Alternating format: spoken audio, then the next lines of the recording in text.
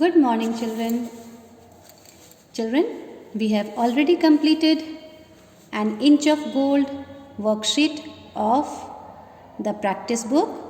Today, we will be doing chapter 17 based on the chapter The Sparrows in the English practice book. So, all of you take out your English practice book and come to page number 43. Now what you have to do here is, do you remember when I explained you the chapter The Sparrows, I even explained you describing words. That means describing words are those words which tells you something about the noun or the pronoun. जो आपको noun या pronoun के बारे में कुछ word बताता है, that is a describing word. Okay, कुछ भी उसके बारे में बताए, कुछ अच्छा, कुछ बुरा, कुछ interesting. So that which describes the noun और pronoun, that is called a describing word. And the other word for describing word is adjective. इसे एडजेक्टिव भी कहते हैं. तो आप एडजेक्टिव बोले या डिस्क्राइबिंग वर्ड बोले, दोनों का मतलब सेम होता है. ठीक है, अभी तक आपने इसी तरह के सिमिलर वर्ड्स कर चुके हैं ना. आपने सीखा that the other word of naming word is noun. Noun को नेमिंग वर्ड भी कहते हैं. The other word for doing word is verbs. Doing word को वर्ब्स कहते हैं या एक्शन वर्ड्स को वर्ब्स कहते हैं. In the same way the describing words are also known as adjective. Describing words को एडजेक्टिव भी कहते हैं. अब यहाँ पर डिस्क्राइबिंग वर्ड्स का इस्तेमाल आपको करना है. पहले मैं ये समझा दूँ आपको कि क्या लिखा है. In lesson 20 the sparrows we read that Rasmi was a little kind girl who made a small nest for the two birds. Chapter 20 में, लेसन 20 में इंग्लिश प्रैक्टिस बुक में आपने पढ़ा स्पैरोज चैप्टर में कि रश्मि एक छोटी सी दयालु लड़की थी और उसने एक छोटा सा नेस्ट बनाया था दो बर्ड्स के लिए, for the two birds. Now read the describing words given below. अब यहाँ पे इतने सारे describing words दिए हुए हैं. Is there anyone in your class or home having these qualities? क्या आपके घर में या आपके क्लास में कोई ऐसा है जिनमें ये सारी क्वालिटीज़ पाई जाती हैं. क्वालिटीज़ मतलब खूबियाँ, अच्छाइयाँ. आपको इनमें उन सभी लोगों का नाम लिखना है, चाहे वो आपके फैमिली मेम्बर्स हों या आपके क्लासमेट्स हों. क्लासमेट मतलब आपके फ्रेंड्स जो आपके साथ आप ही के क्लास में पढ़ते हैं. Right his her name against each word. आपको उन सभी लोगों का नाम यहाँ पर लिखना है इस डैश में. Once again I am telling you what you have to do. Some words are given here, some describing words are given here, which is saying the qualities of a person. ये सारे word किसी व्यक्ति के quality को बता रहे हैं. आपको उस व्यक्ति का नाम लिखना है जो या तो आपके फैमिली मेम्बर्स में से हों या फिर आपके क्लासमेट्स हों, आपके फ्रेंड्स हों जो आपके साथ आपके क्लास में पढ़ते हैं. Now see, you all are not coming to school, so you are not sitting in the classroom, but definitely you all are doing the classes, the live classes, the Cisco classes, where all your friends are attending the meeting, and you all might have heard their names also. I keep on calling the name of the students, and not only me, Mukta ma'am and Deepak sir also takes class on Cisco meeting and they also keep on calling the name of the students. So आपको तो अपने friends का नाम पता ही है, आपको अब यहाँ पर सोच सोच के लिखना है, इसमें बहुत सोचना भी नहीं है। आपको अपने फ्रेंड्स, आप जानते ही हैं अपने फ्रेंड्स को, और सब में कुछ ना कुछ अच्छाइयाँ होती हैं, आपको बस सिर्फ नाम लिखना है, ठीक है। So let's begin.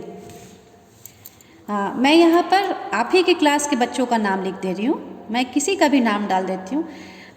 ऐसा पर्टिकुलरली मैं किसी का सोच कर नहीं लिख रही हूँ, because even I don't know that which child is very kind और which child is happy today, which child is sad today. मुझे भी नहीं पता है कि आप सब में से कौन बच्चा बहुत दयालु है या कौन बच्चा आज खुश है, कौन बच्चा आज उदास है। मैं बस ऐसे ही रैंडमली नाम लिख दे रही हूँ, ठीक है।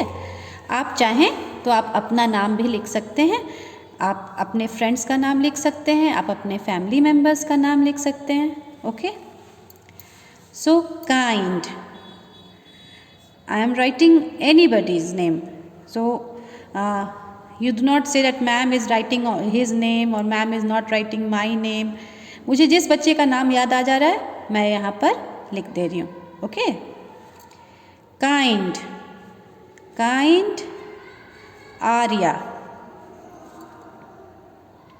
You can change the name also. आपको अगर क्लास के दूसरे बच्चे का नाम याद आ रहा है और आप जानते हैं कि वो बच्चा काइंड है, या आपके फैमिली मेम्बर का कोई ऐसा व्यक्ति जो काइंड है, बहुत दयालु है, तो आप वो भी लिख सकते हैं, okay. Kind mummy, kind papa, kind grandfather, you can write anything. I have just written a name, you can change the name and you can write that. Intelligent, intelligent, okay. Vartika, one name has come, I have written Vartika. You can write any other name. आपको जो भी नाम याद आ रहा है, या आपका कोई फ्रेंड जो आपको बहुत इंटेलिजेंट लगता है और वो वाकई इंटेलिजेंट है, आप उसका नाम लिख दीजिए। Good, Kshitij.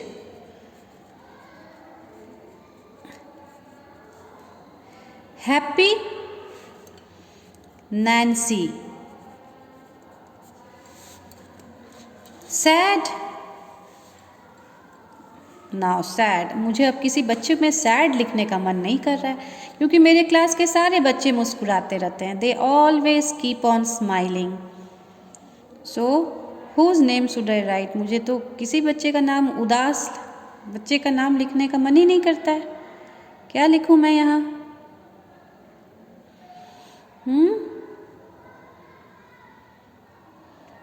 Okay, whose name should I right?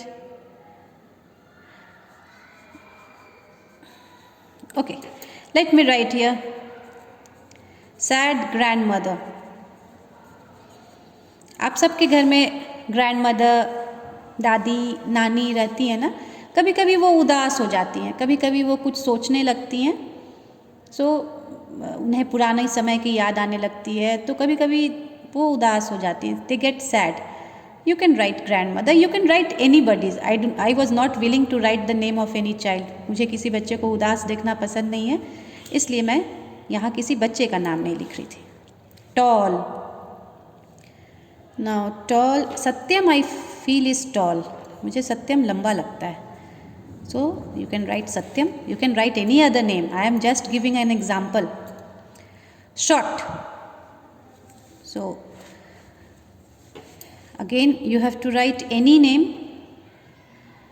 So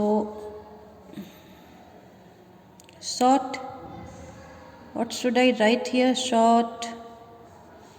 अब मैंने तो आप सबको देखा भी नहीं है अच्छी तरह से कि कौन शॉर्ट है कौन टॉल है, बट जैसा मुझे लगता है शॉर्ट। आई फील जयदीप एक बहुत प्यारा सा बच्चा है पर छोटा है। He is very cute, very smart, but he is a bit short. पर वो जल्दी ही लंबा हो जाएगा, because he is a very obedient child and he definitely takes all the food that his mother provides. Oh, I am writing Jaideep. You can write anything, any name you can write. I am just writing this for example. मैं सिर्फ example के तौर पे ये लिख रही हूँ, इसलिए कोई भी बच्चा इससे नाम अपना देखकर ना बुरा मानेगा ना उदास होगा. मैं बस सिर्फ लिख दे रही हूँ. I have not written the name to hurt anybody. This is just a fun game. Along with game, we are learning something. Fat. अब बहुत बच्चे फैट बोलने से उदास हो जाते हैं. कुछ बच्चे तो चिढ़ाते भी हैं दूसरे बच्चों को फैट बोलकर, और ऐसा नहीं करना चाहिए. This is bad. Okay, so you should not tease anybody if any child is fat and plump. We should not teach. इसलिए मैं यहाँ पे किसी भी बच्चे का नाम नहीं लिख रही हूँ. मैं किसी को दुखी नहीं देखना चाहती हूँ. I am writing here teacher. आप मुझे ही फैट बना दें. Fat teacher. मैं फैट हूँ नहीं. I am not fat, but मुझे यहाँ किसी बच्चे का नाम नहीं लिखना था. I don't want to make any one of you sad, so I have just written fat. Fat teacher. Thin, because teacher is also there in the class, na? You have to write anybody from your class. Teacher remains in the class, so I have written teacher. Thin. Now you have to write down the name of any one child who is thin. Atharv. I have written one name, Atharv. You can write any name. Okay, it's not necessary that you have to write Atharv only. You can write any name. If anybody in your house is thin, very thin, अगर आपके घर में कोई family member बहुत पतला दुबला है तो आप उसका नाम भी लिख सकते हैं. I have just written one name. You can change the name also if you want. Okay. Atharva, don't feel bad. You are not thin. आप बहुत पतले दुबले नहीं हैं. मैंने सिर्फ ये एक नाम लिख दिया है. Okay. So don't feel bad about it. कोई भी बच्चा यहाँ बुरा नहीं मानेगा अपने नाम को देखकर. इसे सिर्फ एन्जॉय करना है, एक गेम की तरह एन्जॉय करना है. जिसका मैंने हैप्पी लिख दिया, इसका मतलब ये नहीं कि वो बहुत आज हैप्पी है. जिसका मैंने गुड लिख दिया, इसका मतलब ये नहीं कि वो बहुत ही अच्छा है. वो कभी बदमाशी नहीं करता है, वो भी कभी कभी बदमाशी करता है ना. इसलिए you should not be either happy और sad by seeing your name here. Beautiful. So every child feel that the mother is very beautiful. हर बच्चे के लिए उसकी माँ बहुत सुंदर होती है ना. So you will write here beautiful mother, or you can write mummy also. आप मम्मी भी लिख सकते हैं यहाँ पर. ओके, यहाँ मैंने beautiful में मम्मी इसलिए लिखा क्योंकि हर बच्चे को अपनी माँ बहुत अच्छी लगती है, बहुत प्यारी लगती है. क्योंकि सभी बच्चों को उनकी माएँ बहुत प्यार करती हैं, बहुत केयर करती हैं. The mother loves their children so much. They take care of the child, they love the child, they look after everything of theirs, their clothes, their studies, what food they eat, how they talk, what kind of manners do they have. Now the mother takes care of each and everything, and the most important thing is that the mother loves the child the most in the world. दुनिया में सबसे ज़्यादा प्यार एक माँ अपने बच्चे से करती है. So the child also feels that mother is very beautiful. बच्चों को भी अपनी माँ बहुत सुंदर लगती है. Now come to the next page. The next page is worksheet 2. Now in this worksheet 2, what you have to do? Complete the captions using the given words. Some words have been given here. Now you have to see these words, and by seeing the picture you have to complete the captions. Captions here means the statement that has been given about the picture. Picture के बारे में जो बताया गया है वो यहाँ पे लिखा हुआ है. A dash girl. Now the girl seems very happy. See here, her face, smiling face is happy. So a happy girl. A dash boy. A sleepy boy. What kind of boy is this? He is sleepy. He is sleeping. A dash lion. See, the lion has taken out his tongue and his tongue is watering. Lion की जीभ निकली हुई है और उसमें से पानी टपक रहा है, मतलब उसे भूख लगी हुई है और सामने उसे शिकार दिख रहा है. He can see the deer and he wants to kill this deer. He is hungry. The lion is hungry. The hungry lion. And dash father. Definitely father might be seeing the marks. And this child might have not got good marks. इसको तो देखकर ऐसा ही लग रहा है ना कि पापा ने इस बच्चे का मार्क्स देखा और मार्क्स लगता है अच्छा नहीं था, इसलिए ये बच्चा भी सर झुका के खड़ा है और पापा उस पर गुस्सा हो रहे हैं. एंड एंग्री फादर, पापा गुस्से में हैं. आप सबके साथ भी ऐसा होता होगा, वैसे बहुत कम होता होगा क्योंकि आप सब बहुत अच्छे बच्चे हैं और आप सबको अच्छे मार्क्स आते हैं, लेकिन जब कभी मार्क्स ख़राब आते हैं तो सबसे ज़्यादा गुस्सा पापा ही होते होंगे, है ना. और इस समय मम्मी आप सबको बचा लेती होंगी पापा के गुस्से से. Next one is a dash women, a tired women. See so many utensils she is cleaning and after cleaning so many utensils she gets tired. वो थक गई है. A tired women. And the last one is a dash room, a clean room. See, the room is so neat and clean. The sofa so well arranged, the table, the flower vase, the paintings, all of them have been kept in a very arranged way, and the room is giving a very neat and clean look, a tidy look. So, a clean room. Now once again you can see here the words are describing the noun. Girl is a noun, and what has been said about the girl? That she is happy. यहाँ girl noun है और noun के बारे में क्या बताया गया है कि वह happy है. So happy is a describing word. Boy is again a noun. What has been said about boy? That the boy is sleepy. लड़का सो रहा है, नींद में है. So sleepy boy. Lion is hungry. The noun is lion. What has been said about lion? It's hungry, भूखा है. So hungry is a describing word, adjective. Father is again noun. What has been said about father? That he is angry. So angry is a describing word. Then woman is again a noun. What has been said about woman के बारे में क्या बताया गया है? That she is tired. वो थकी हुई है. So tired is again a describing word, an adjective. Room is again noun. What has been said about noun? That it is clean. वो साफ है.